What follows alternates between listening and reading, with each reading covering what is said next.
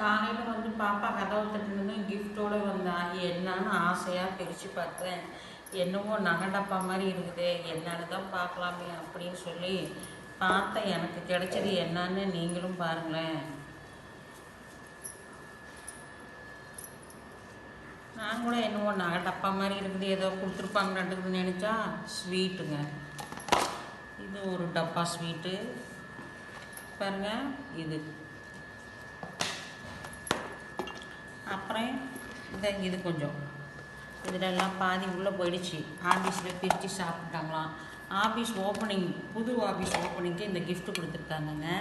Biscuit பாருங்கள், nuts, கூடவே இந்த செடி ஒன்று கொடுத்துருக்குறாங்க. என்ன செடி வேணுமோ எடுத்துக்கோங்க. நாங்களாம் துளசி செடி எடுத்துருந்துருக்காங்க.